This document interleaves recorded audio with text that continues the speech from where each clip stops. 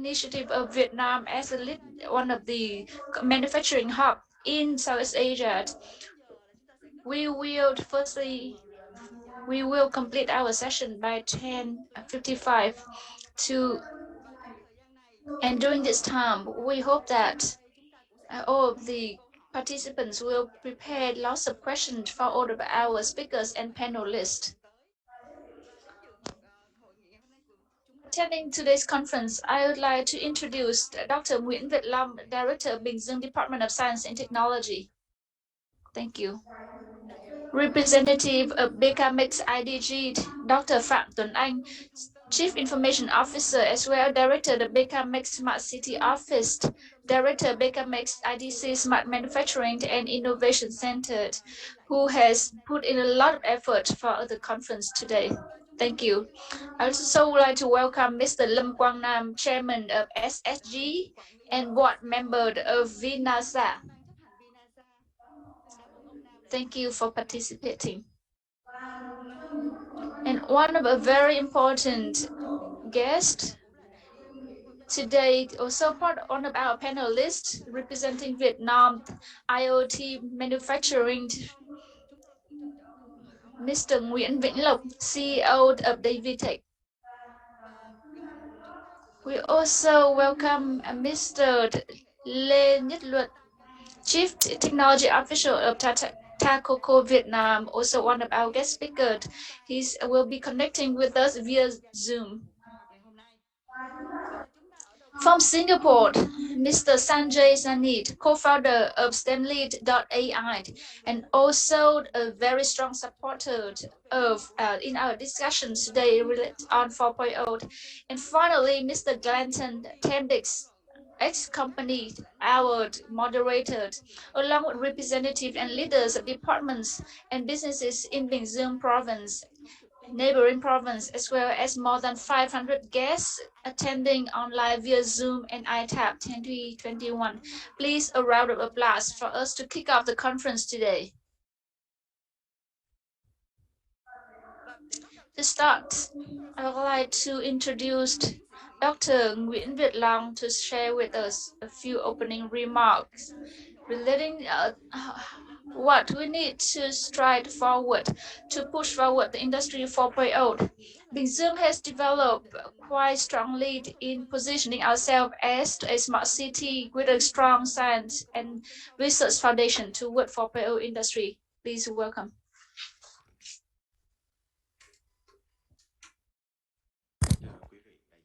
Good morning. Hello, everyone. And I would like to welcome all of the participants to join the seminar today.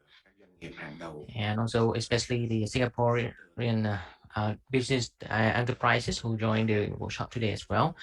And today we are very honored to host an online event of ITAP 2021 on Industrial Transform Exhibition Southeast Asia regarding the 4.0 platform innovation.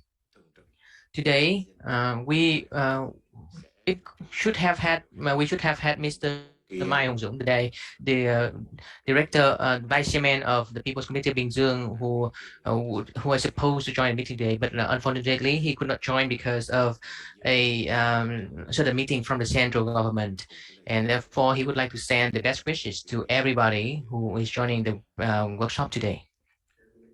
Ladies and gentlemen, Bình Dương province throughout the time has been growing steadily and also considered as one of the industrial hubs of Vietnam.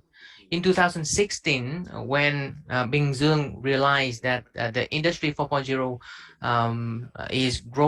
was growing very well at that time, we cooperated with Eindhoven city in Netherlands in order to improve the industry and also to bring more value from the industry of Bình Dương. Throughout the time, we have seen a lot of problems causing by the COVID pandemic. However, Binzung has been overcoming it well and also strengthen its international cooperation, improving the public administration procedures in order to support in the best way to the enterprises, especially in the way they transform their businesses in a more digital way, and to improve the productivity and to join more closely into the global supply chain. With the breakthrough innovation initiatives from Bingzhou province, it comes with the huge investment for the respective topics. Bingzhou, is now ranking second. Uh, it used to be the second. Is second in the GDP per capita among the provinces in Vietnam, and also was ranked as one of the most outstanding uh, transforming cities in the smart city communities. And today we are very honored to host an online event for ITAP 2021 seminars. And we hope that this will help us update it and also to explore more strategies in order to grow our industry in the 4.0 4.0 era, also to overcome the issues of pandemic. So in the coming time, Bingzheng will thrive to be the breakthrough, also to become the leading province in the innovation and technology and its application in the industry. Also, we will focus on a lot of activities on the smart cities and also smart industrial zones, which Mr. Tuấn Anh will present later on in his presentation. And also especially the place where we are sitting here to host the programs in Binh Duong province. This is going to be the World Trade Center of Binh Duong province, a very big economic hub of Binh Duong, which will connect with other 300 World Trade Centers around the world, and to help the business in Vietnam to connect well with the world. And Binh Duong province have throughout the years have also been organizing a lot of workshops and global events. For examples, the Smart City Forum, Fora 6 Asia Economic Forum, which also attracted a lot of enterprises who came to Bình Dương.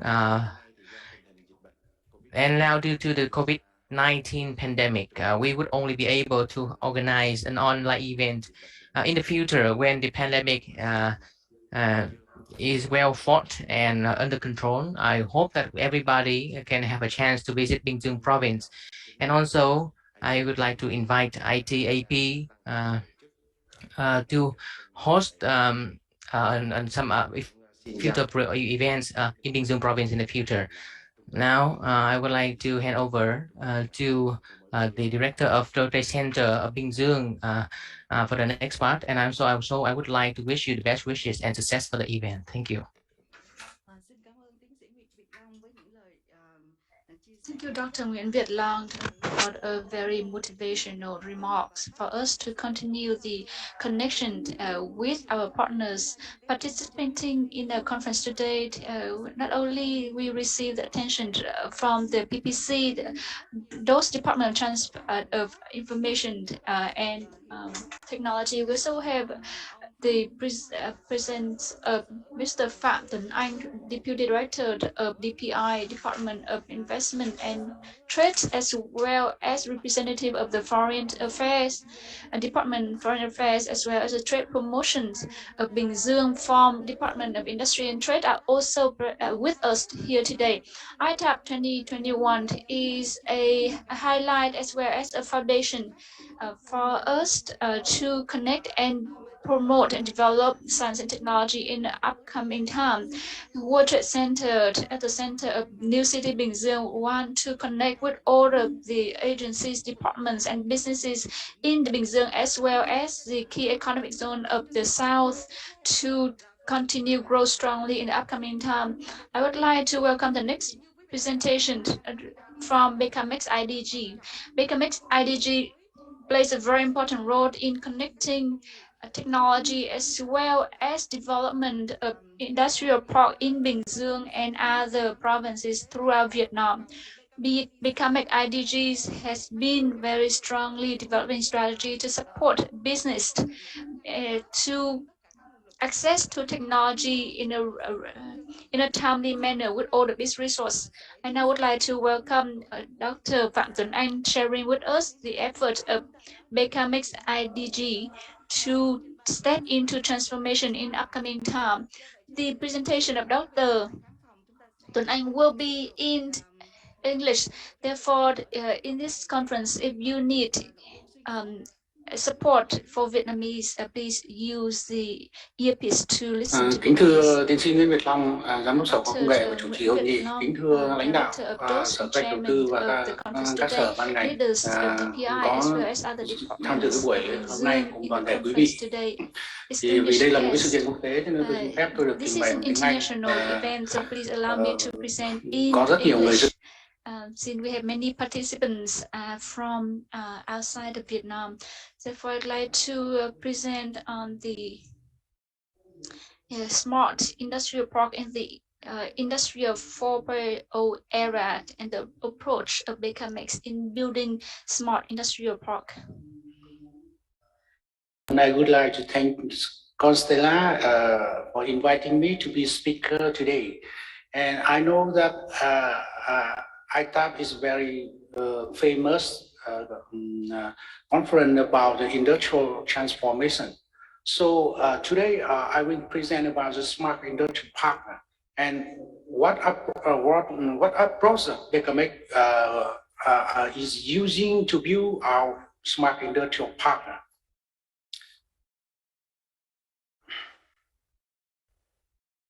So the content of my presentation is about, first of all, I will talk about what is Industry 4.0. What is changing? Our manufacturing, the work of manufacturing is changing from the mass production to mass customization.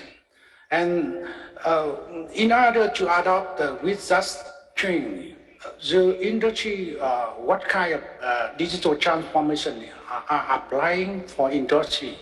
And what is in the smart industrial park in the industry 4.0 era and the Becamix smart industrial park model?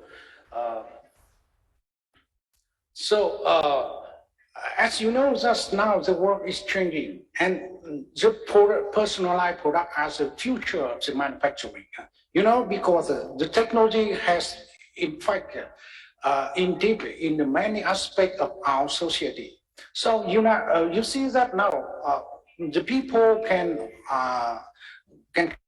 order and even can customize a product and can send directly to the manufacturer. So that's one of the most important thing of the industry 4.0.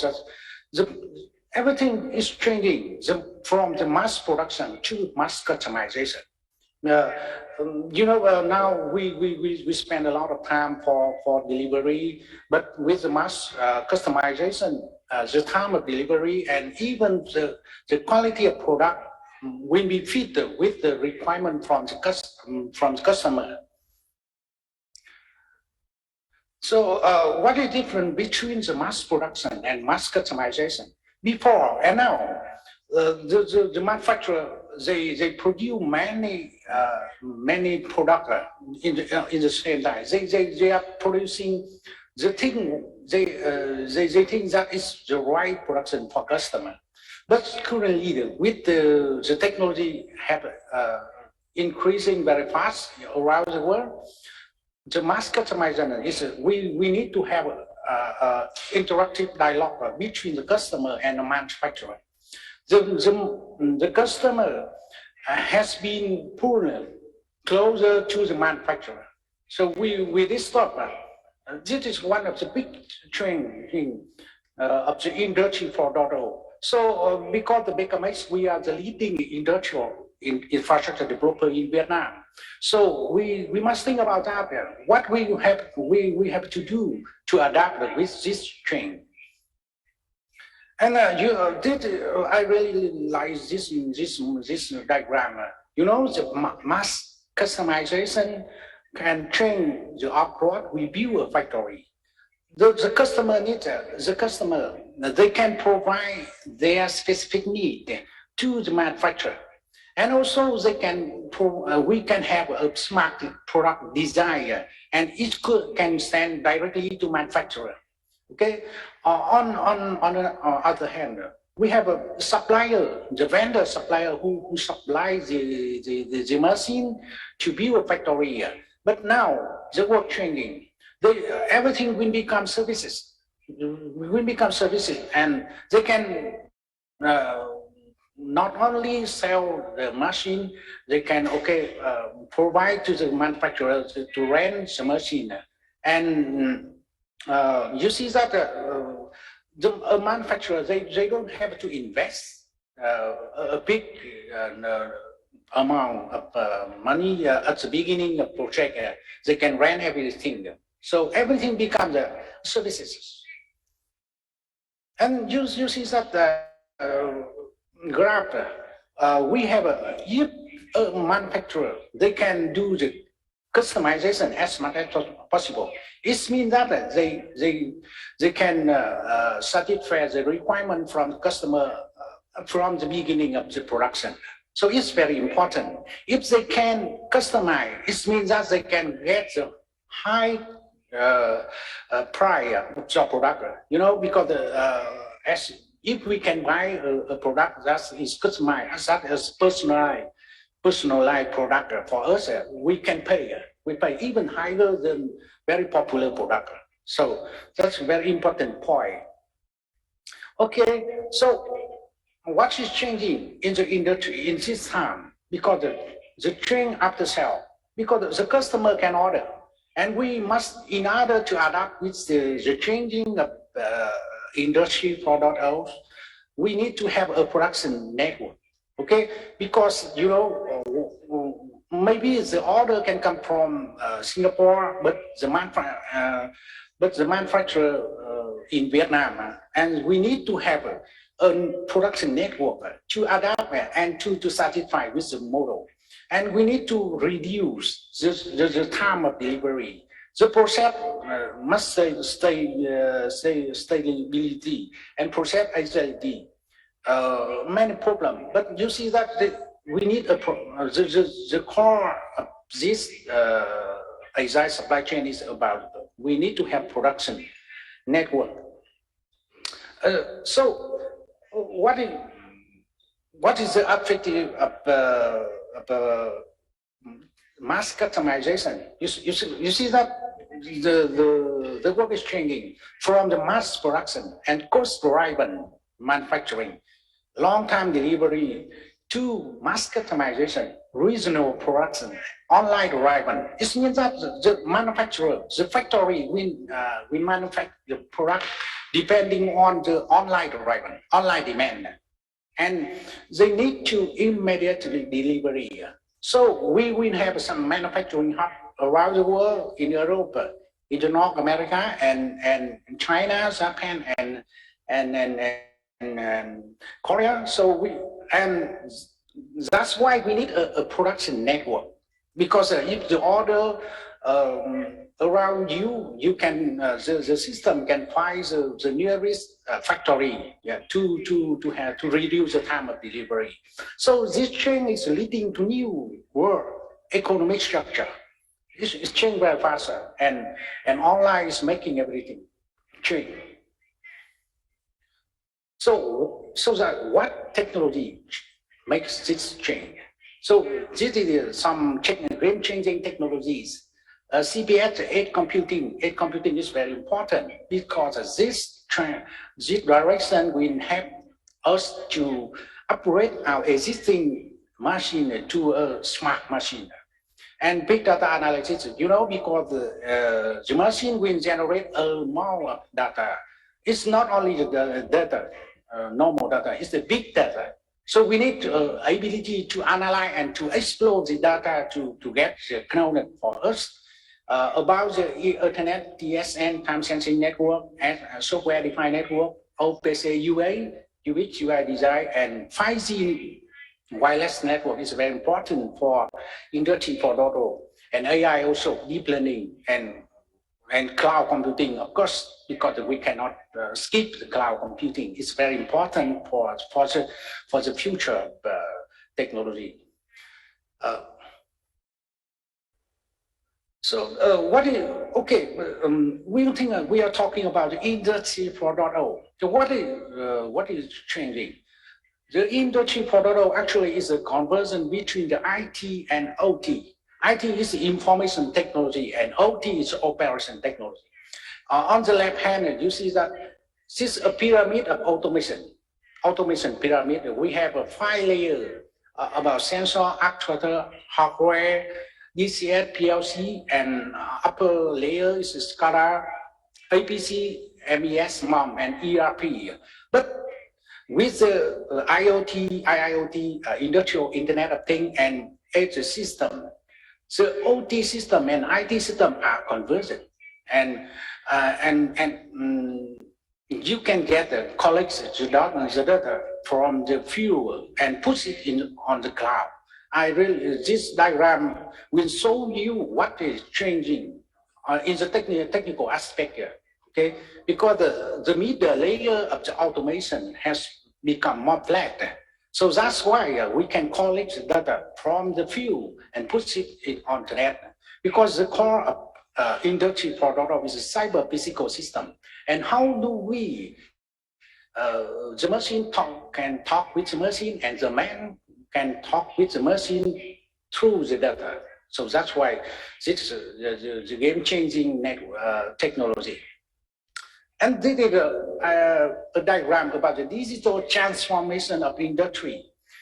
You see that everything we need not only a smart factory. We need, because if a smart factory, a cyber physical factory stand alone, it cannot work, because it must be connected to a connected supply chain, interconnected supply chain, from manufacturer to logistic, intra-logistic, CP factory location, intra-logistic, delivery, and customer. You see, if we have on the left hand, we have an internet order.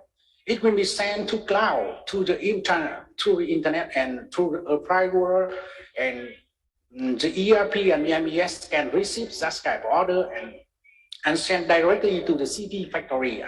We can coordinate the smart factory. And you see that it's a cycle, and everything actually Industry 4.0 is a connected work and connected manufacturing, interconnected supply chain. So that's why we can do the mass customization. Tùy biến hàng loạt, it's very important.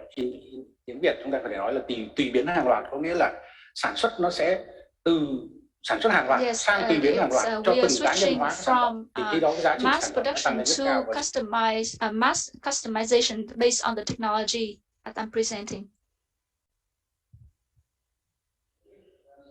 In order to ensure to ensure that we can build an Industry 4.0 successfully, the future product must be smart product. Because it's a smart factory, you need a smart product, and product can communicate, can talk with the factory, can talk with the supply chain. Everything must be connected and must be able to communicate to each other. It's very important. So the future product must have an IP, can connect to Wi-Fi, and can integrate like a Lego. You see, and maybe it must have IPv6 version 6, and it must be offered autonomy. It's very important. So actually, in the end, I think in the future, the product must be a smart product, and it must have identified on the internet. Okay, so we are still facing in the first wave of Industry 4.0 revolution, Industry 4.0 revolution, and we are still facing many challenges. So we need to have a standard, and we need to basic standard for international, because in the world we have a lot of vendors. So how do we ask them to say their machine can say the same languages? Yeah. And everything must be plug and play. Plug and play is very important. and modular design, and everything must become the data-driven and data-driven manufacturing.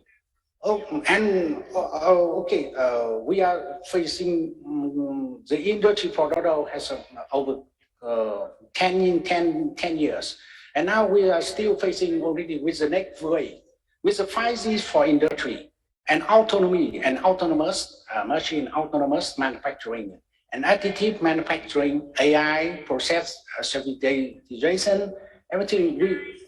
We're still facing with a lot of challenge.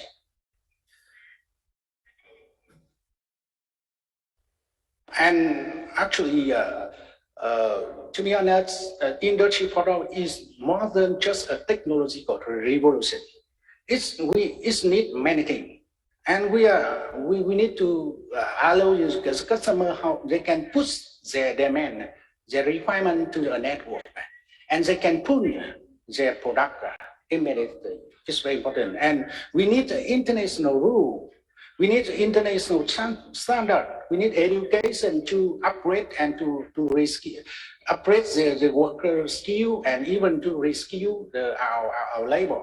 The political foresight, environment responsibility, open case, just and actually, in order to implement the Industry 4.0, we are still facing many problems, more than technical problems. So, as an industrial park developer, what should BKMX do to adapt with the Industry 4.0? What should we do? It's very important because we are basing on we are supporting our and many factories inside our industrial park. What we should do for Industry 4.0? So this is a development model for the past 30 years to BKMX, and we are always based on the ecosystem-based development. We build not only industrial park, and we build industrial park, integrated industrial park with township, and we build around our industrial park the chains and services, public transportation, education, healthcare, telecommunication, logistics and transportation infrastructure for our investor, for our worker, and for the population where we implement our industrial park. So we has been successful with this model. We have around 10 industrial parks across Vietnam, from the north to the south. And for the industry, in order to adapt with the Industry 4.0, BKMX IDC has built a model, a 5-layer model for our smart industrial park.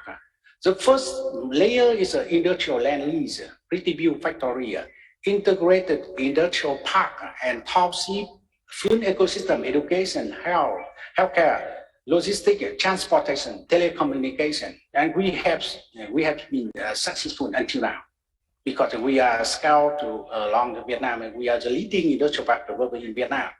And we are building the second layer. It's about the money service and smart utility. We are building smart street lighting, smart wastewater system factory to help us to manage and to operate our industrial park optimize. And the third layer is smart infrastructure. We need to support our investor, our tenant, to upgrade their existing factory, and even they can build a new smart factory on our smart infrastructure, for example, IoT, big data, edge computing, fog computing, and any cloud computing. We are on the way to build the layer 2 and layer 3. The layer 4 is we are trying to cooperate with our partner to build a customized smart factory. Yeah, it's very important for me in next 5 years.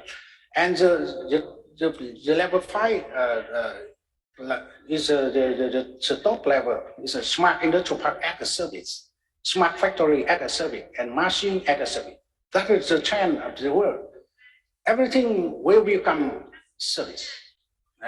And at the end, we hope that we can build a connected smart industrial park to integrate it into the smart supply chain around the world and to allow our tenants to join a production network in the future to help them to do the mass customization.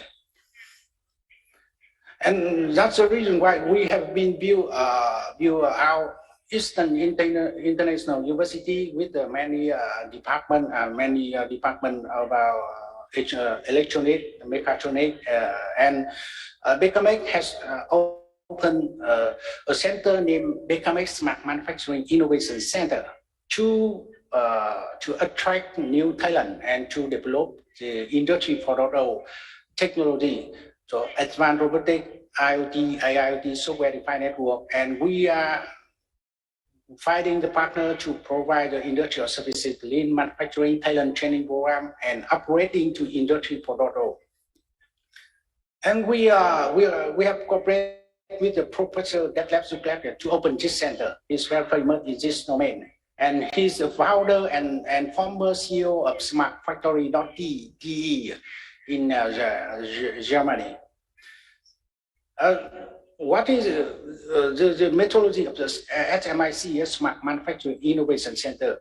We hope we want to build a playground for not only tenants, but also for startups to contribute their idea and even to implement their idea inside our industrial infrastructure. We want to connect to ICT and university to help them to work with them to open the research topic, and even for solution provider, consulting firm, and service provider, they can come here and meet our tenant to help them to overcome their pain point. And even the government, for example, Dr. Long can come here and to study about the real case to make the right policy and to create a favorable and proactive policy. So we are doing that with our partner, with BKMX and with the Bình Dương. We are the key driver of many big projects in Bình Dương, and we are working this center trying to implement that vision. This is some project we have implemented with the Germany partner, a smart factory demonstrator. I will go quickly, and digital twin to implement what is digital twin is a concept of Industry 4.0. And we have implemented an IOC to have the make to manage our industrial park across Vietnam. Using IIoT and to collect the data to ensure that our industrial park operation.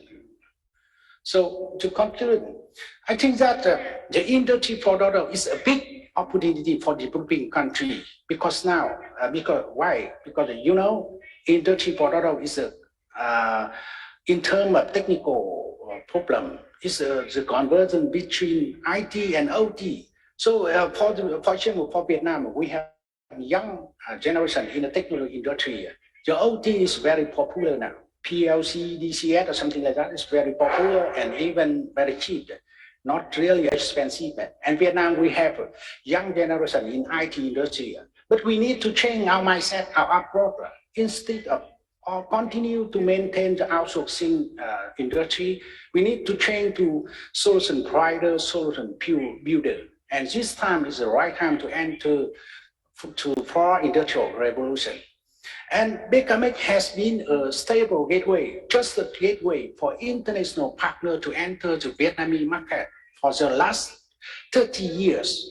So we are ready to be a cyber physical gateway. I use this concept, cyber physical system, but we will be, and we are ready to be a cyber physical gateway in the Industry 4.0 era to help our partner to enter in the industry market, 4.0 market in Vietnam.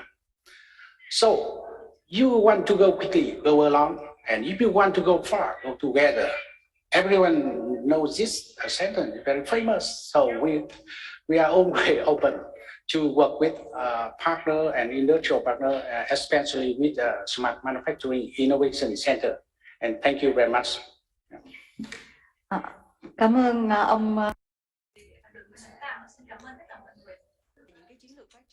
Thank you so much for your sharing regarding BKMX IDC's contribution to the Industry 4.0 development of Bình Dương. And also, as an industrial park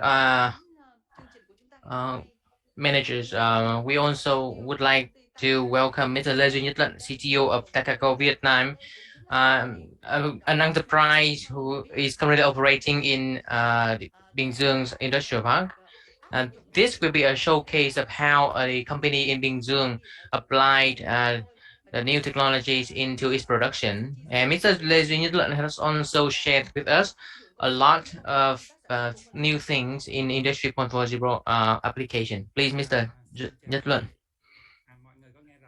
Hello, everyone. Can you hear me well?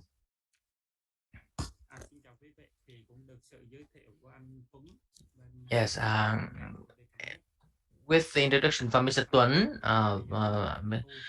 from BKMX, today I would like to present and kind of my sharing about how we adopt new technologies and new ways of operation in our factories.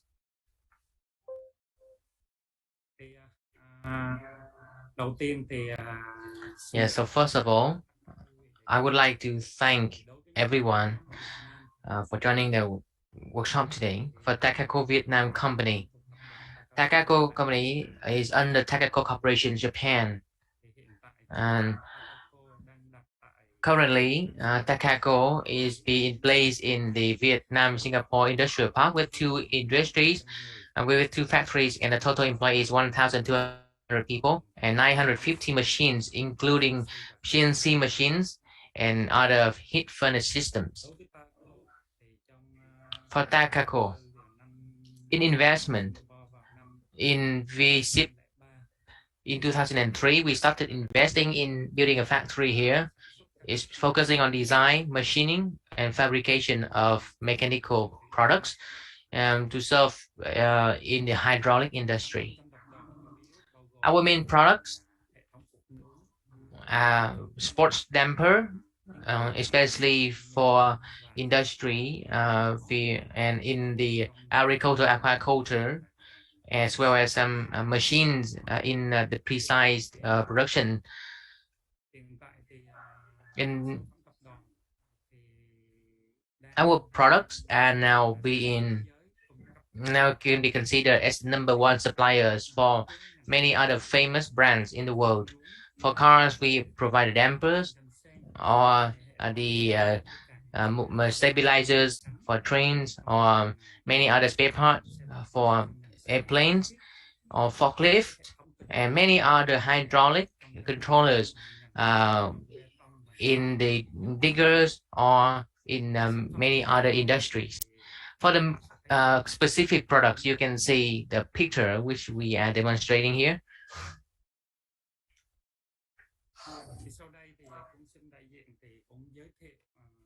So on behalf of Takako, I would like to present how Takako adopts the automation in our factories. The first thing to do is automating the production line, replacing manual procedures by automatic procedures. And after we have renovated and innovated on the production line, we adopt the IoT smart line, especially the data-driven technologies, in order to make our factories smarter and to help improve the accuracy and the precision in the workers' skills.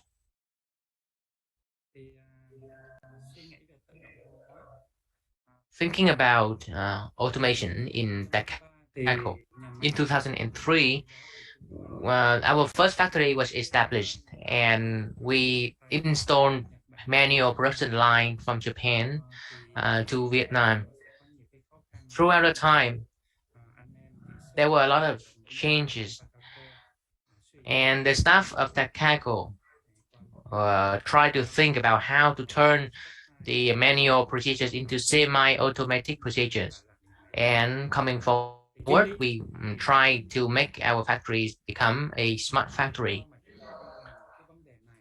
The reason why we adopt this approach is that because of the population of Vietnam is aging, and it means in the future the young population of Vietnam will be shrunk, and the labor cost is also increasing respectively.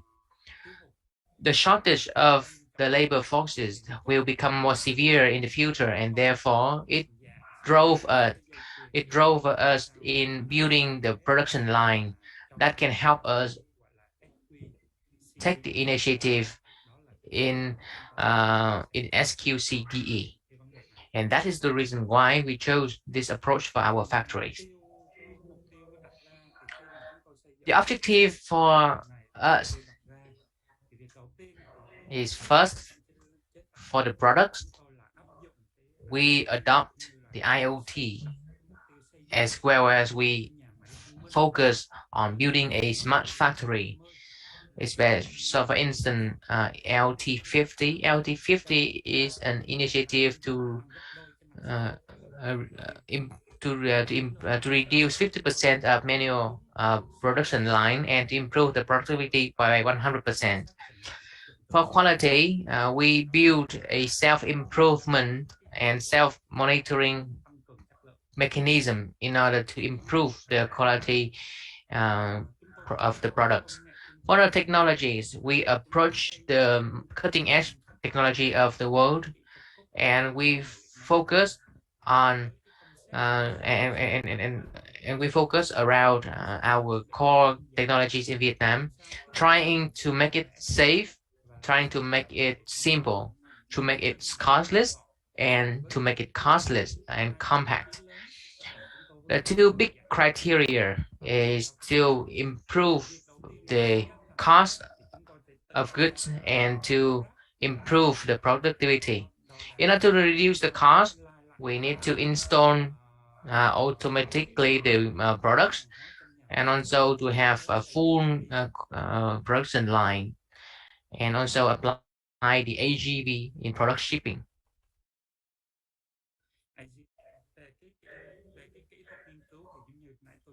For research technical innovation, as I mentioned, we focus on the concept of 2S2C: safety, simple, costless, and compact, which is literally called SQCDA.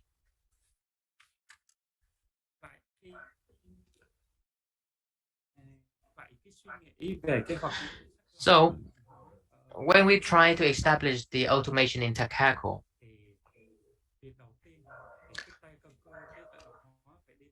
the automation should follow the concept of 2S2C. The automation should be combined with the human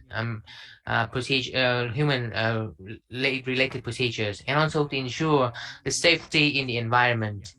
And it has to improve the productivity, reduce the labor hours, make sure that cities does not increase, and last but not least, improve the cost and profitability of the factories. And therefore, we decided to build the infrastructure for the automation with the human resources that we have. These are some of the models in our equipment. The equipments were quite old, but thanks to the innovation, we try to make it smarter. We try to connect them using the modern technologies. And we combine and we try to connect the production lines in order to bring it into the automatic production. For the results, we improve the waste in the production. We improve the manual procedures. Also, we improve the transportation.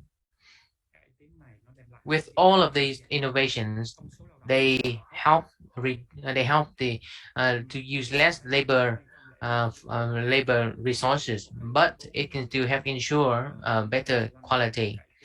In 2015, we improved, and you can see that one production line now can be managed by 2 persons. So I would like to inform that after Mr. Luan's presentation, we will have a panel discussion. And to facilitate a panel discussion, after Mr. Luan's presentation, our technical teams will prepare the stage for the panelists, and we will have some time for break. Please enjoy the tea at your table while waiting for setting up the stage for the panel discussion. And technical teams, may I check whether we can connect successfully to Mr. Luận? Yes, apologize. We have the problem with internet connection. In 2005, we installed the production lines, the human, with a lot of people in the production lines. And with a team of 8 engineers, we rebuilt, renovated the production line. We tried to link, to connect all of the production lines together and to reduce the manual manipulation in the production line and focus more on the use of automation tools. And after we install the automation tools, now we receive orders all around the world, and we are as the hydraulic products manufacturer.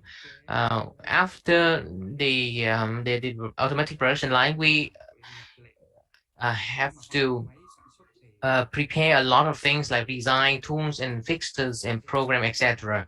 And therefore,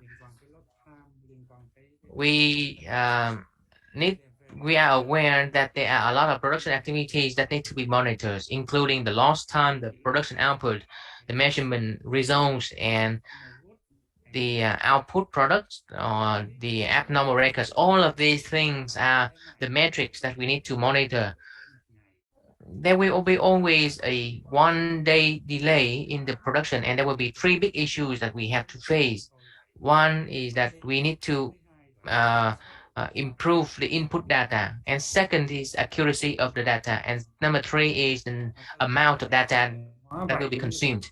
After automation, we developed the rules and implement the rules. After we receive the orders, we will build the database, and these data files will be processed through some programs in order to help for the production activities.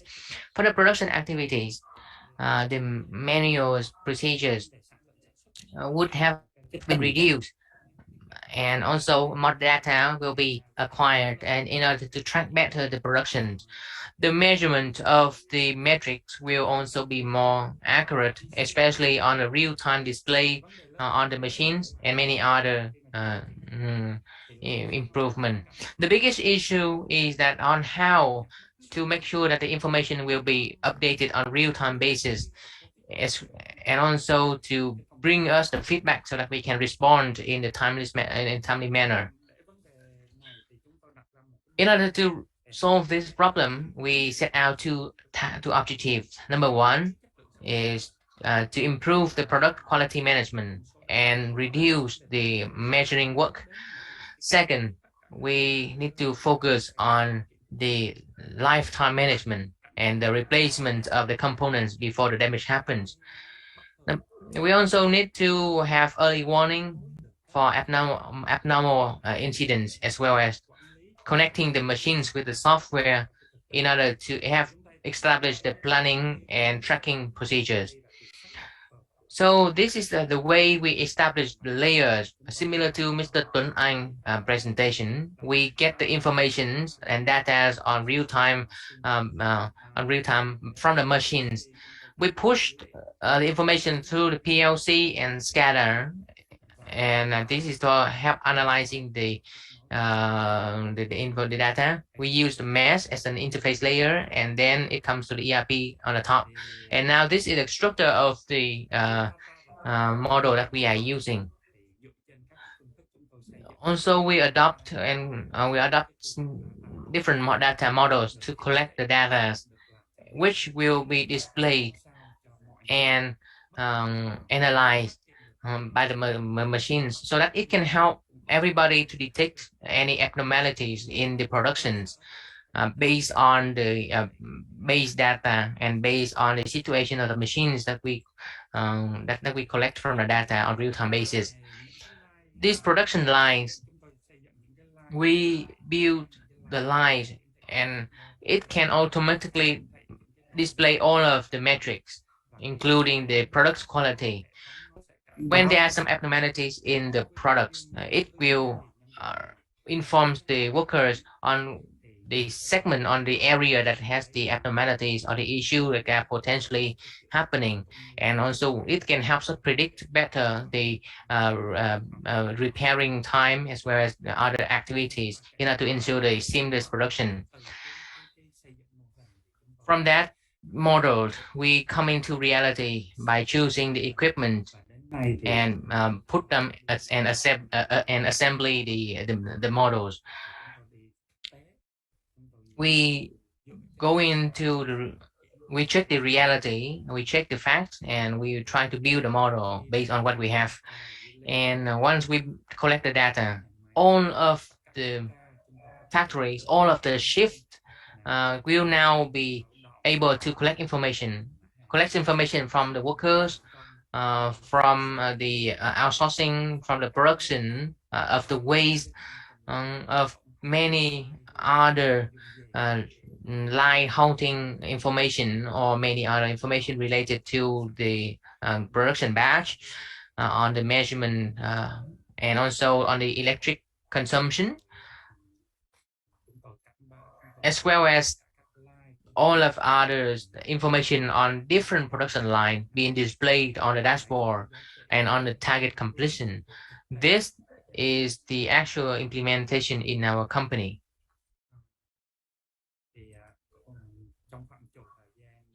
Within the limited time, this is how I can give you some short video clips.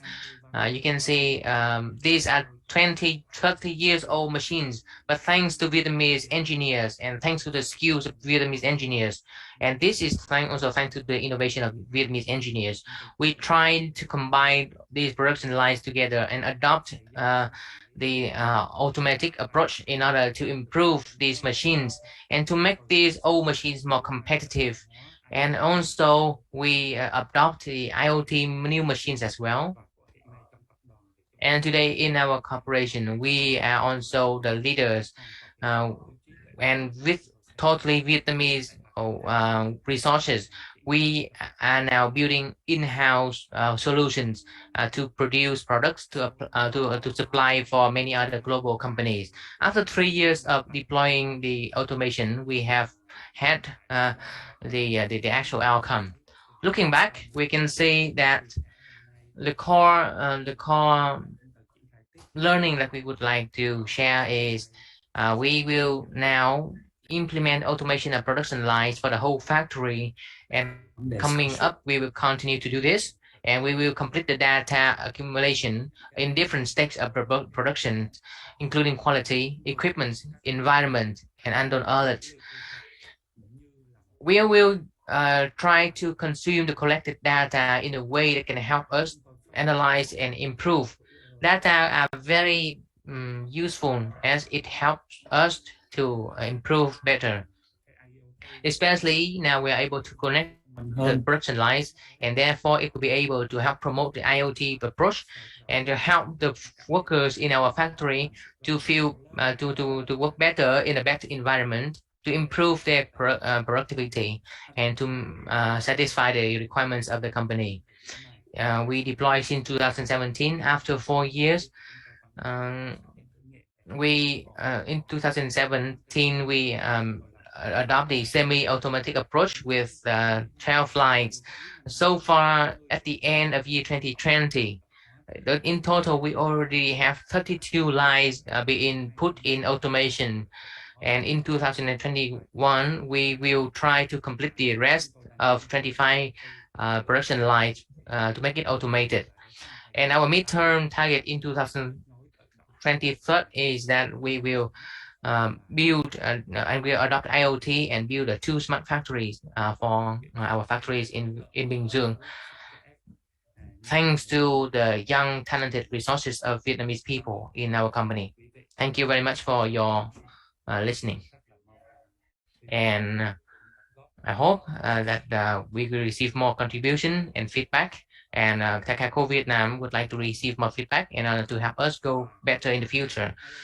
Hopefully IoT 4.0 in the productions in our industries, the most important thing is how we can delegate to the younger generations to make it the cost better and to make the quality better and to help satisfy the requirements of the buyers.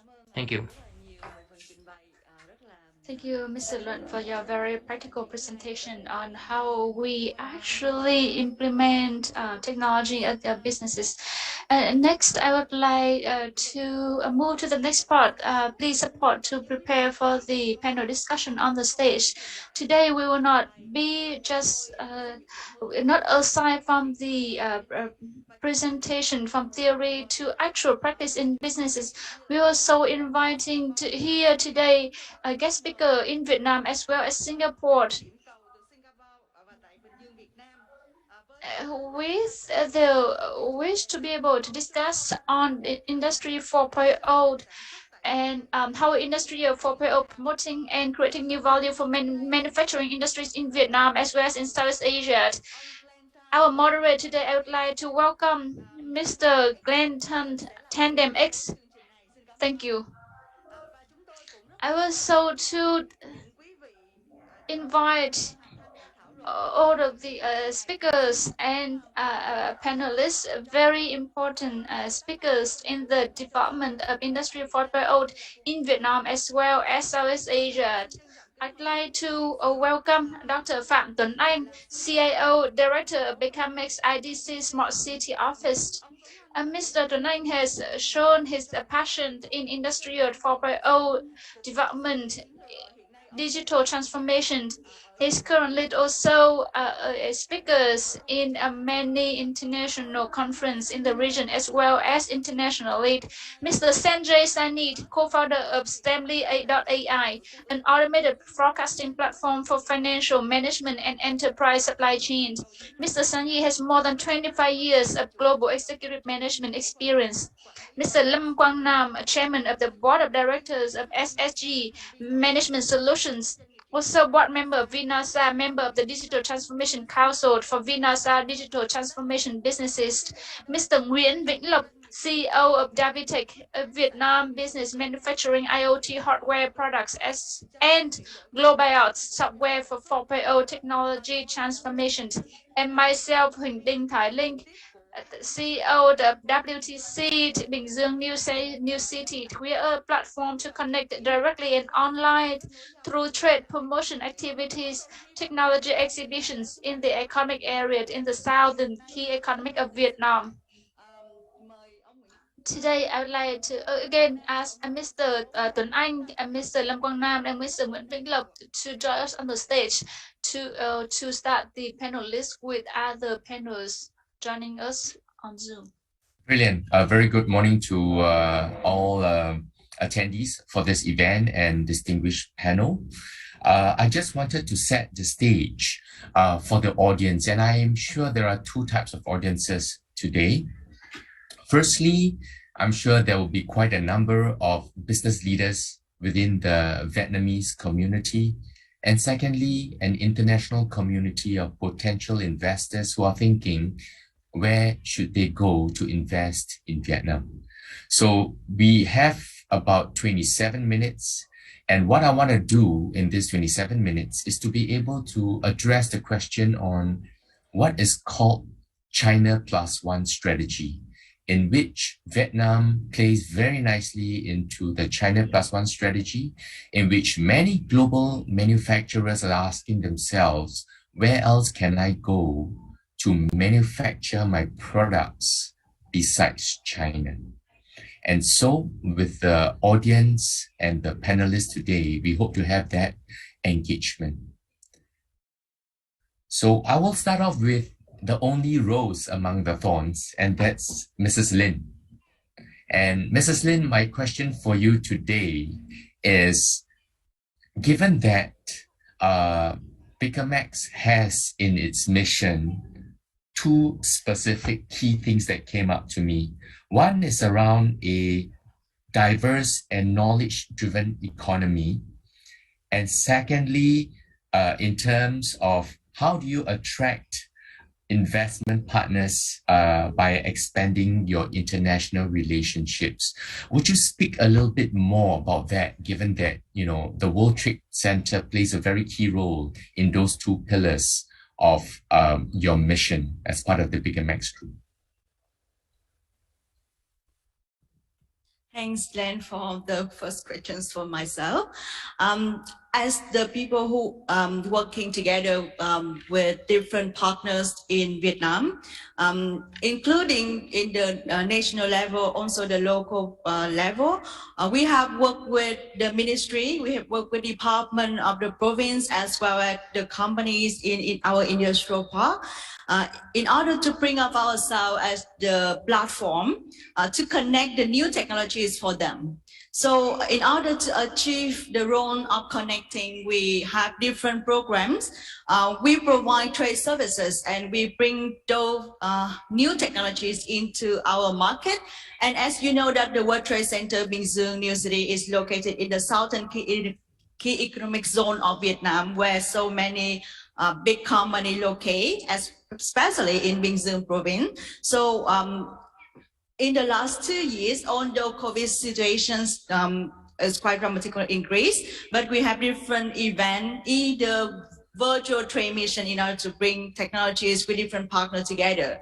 And we hope that in the future, for the next year, when our traveling will be easier, so we have the chance in order to bring more bigger events, or as well as that we also have the WTC acceleration program, where we would like to invite the SME around the world, as well as the SME from Vietnam, to do the matchings with different partners in Vietnam as well as go global. So that is something we would like to perform our role as a connector. So thank you, Glenn.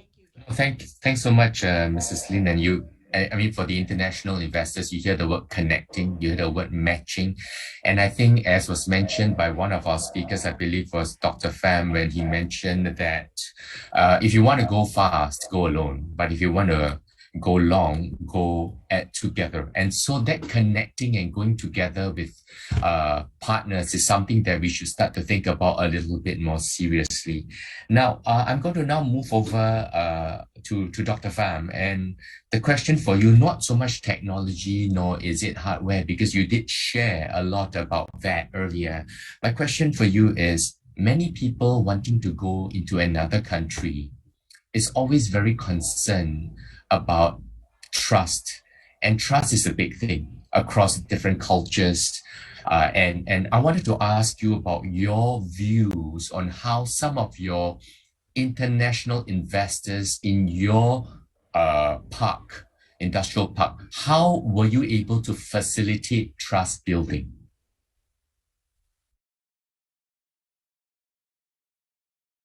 Thank you for your question. It's a very interesting question. And in order to increase the trust between the people and even the technology, you know, as I have just mentioned in my presentation, that we need international rule and even international standard and even the policy, you know, because in order to implement Industry 4.0, and even if we want to have our tenant to create the system, because, you know,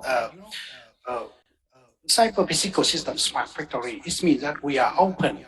They will open the factory to the internet. They will connect it to internet. So the trust. There's something to say about just about the technology.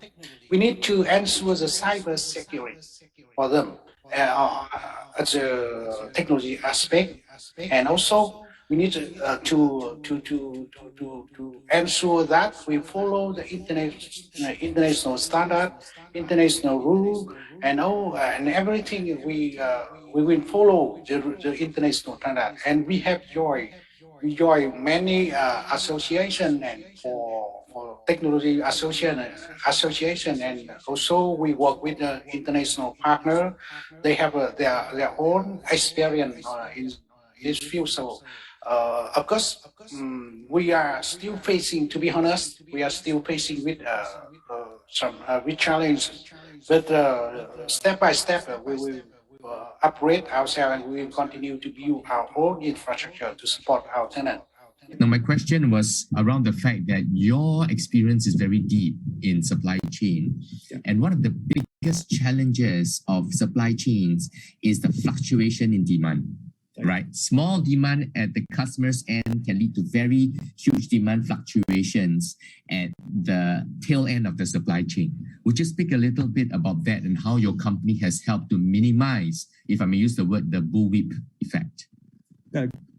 Thanks, Glenn, for the question. So the way things are changing, and I'll just put a larger context to it first, because the demand changes are happening for multiple reasons, right? And we have COVID situation. There are products which were really doing well, and there are products which did not do well, right?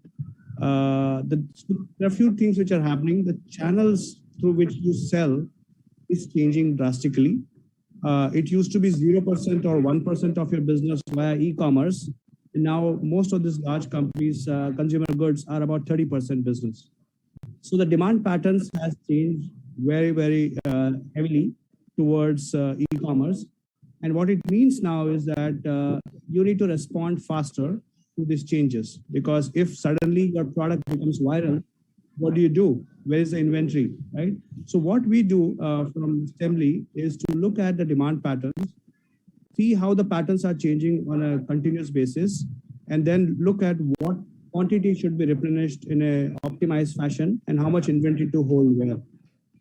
And this is becoming more and more critical because as we heard from a smart factory perspective, the orders can come from internet from any place. But how do you react to it, right? And that's the key question.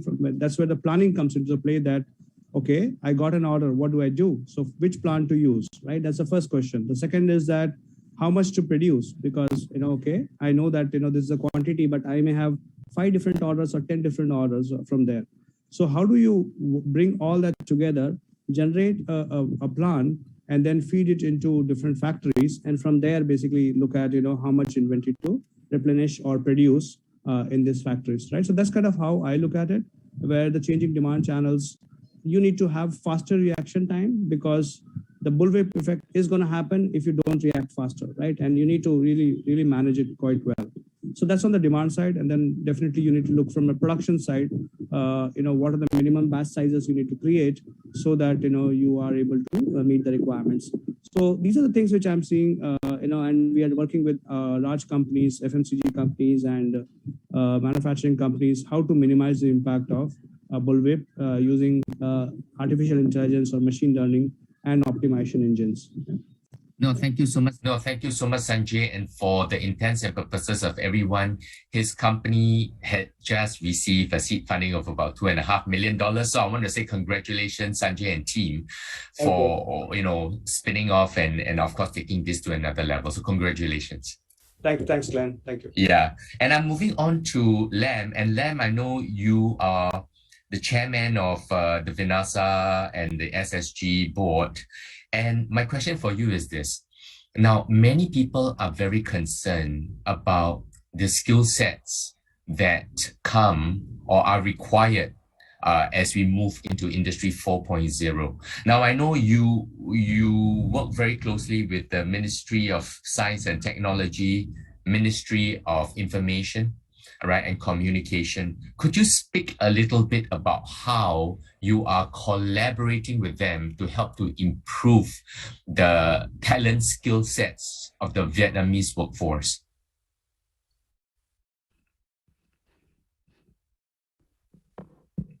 Thank you for the question. So the question is about how we can acquire certain skill sets in collaboration with governments, governments and ministries and so on. Okay.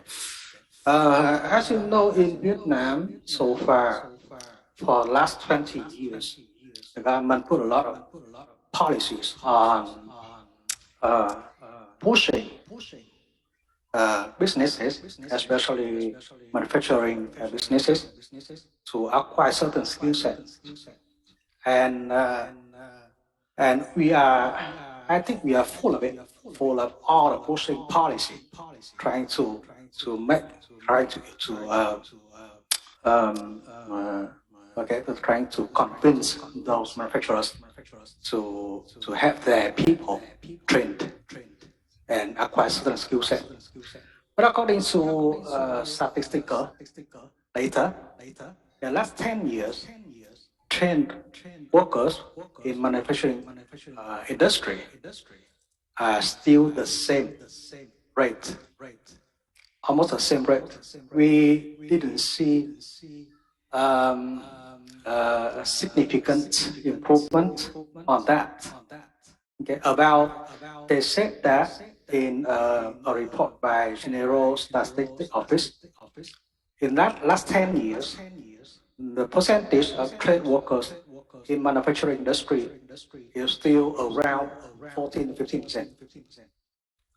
So talking about government policy, you can see so far the Ministry of Information and Communication in Vietnam, they are pushing for Industry 4.0 campaign, and they use the same approach to push manufacturer to improve their employee skill set. So I think it's not enough. We are trying to convince them to have some new approach to promote the pulling force, not pushing. The pulling force is pulling force is to encourage demands for higher quality, for better fulfillment, for faster and more faster, more agile processing. And that demand should be put by the government as well as the partners, the buyers, purchasers who buy products and services from Vietnam. Thank you so much, Fam. And I think for the audience, you've heard that there is indeed a government initiative to upskill. And just to switch over a little bit, even not just within the space that we're talking about, but across the board, there has been a big government initiative to upskill the Vietnamese workers. And there is a campaign called the Triple Helix, in which the state, the institutions and the businesses partner together to upskill the workforce in Vietnam. So if you're concerned about workforce skill sets, know that this thing is only going to accelerate. Yeah. So I'm not going to switch over to Nguyen. And Nguyen, you've heard, I think just now with Luan giving a very, very elaborate explanation around how his factory has upskilled, including upgraded the machinery with IoT. Could you speak, because you're right in the IoT space, how would someone with old machines happen to be able to plug on an IoT device and yet be able to extract data for a data-driven decision-making for the factory? Would you speak a little bit about that?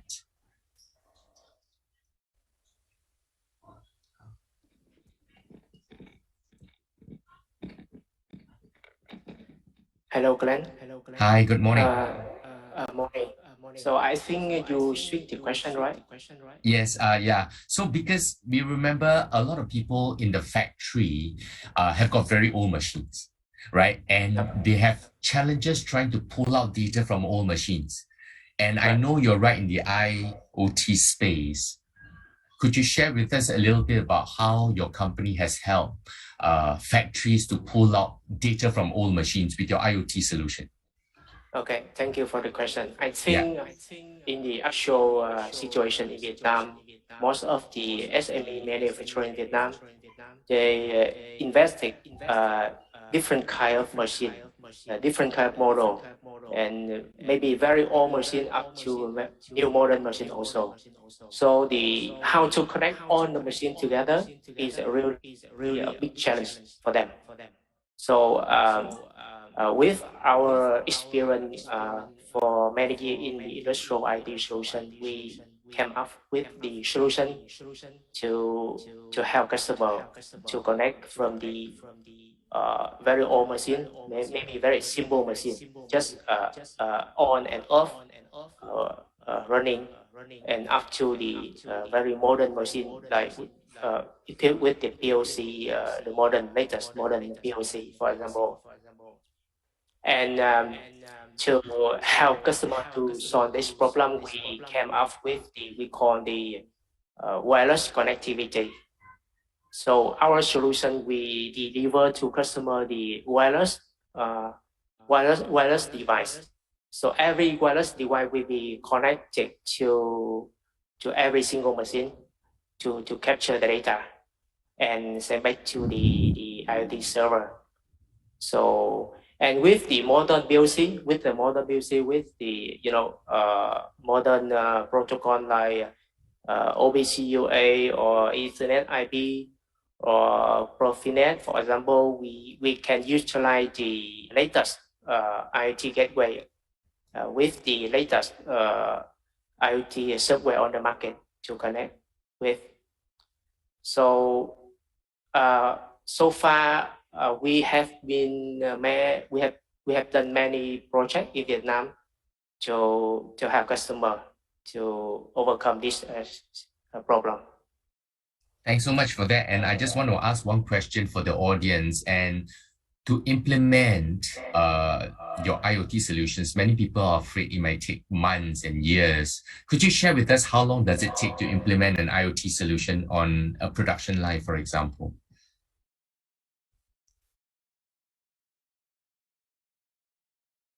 Can you hear me, Van? Or Nguyen? Sorry. Can you hear me, Nguyen? Yes, we can hear you, but it's for also your question. Yeah, can you repeat again, Len? Yeah, many people are very concerned on the amount of time it takes to implement an IoT solution. And some might find that it may take months or maybe even years. Could you share with us how long does it take for you to implement an IoT solution on one production line, for example? Right. I think this question is also a big challenge for customer as well. So to select technology to implement IoT solution in the factory, some of the criteria to select is how long we implement, how long the project will be done and handed over to customer. So typically the one project for the smart factory, for example, just a production line, I think will take around 6 months or more to finish for implement the upgrade from the automation system to the IoT system for production line. And of course, depends on how complicated of the production line. It can be shorter or maybe longer, but average around 6 months. Okay, no, thank you for that, Nguyen. I appreciate it. We are running out of time, so I'm going to hand you back over to, is it Mrs. Lin or? Yeah, so over to you. We're done. I think it's going to be a Q&A now, isn't it?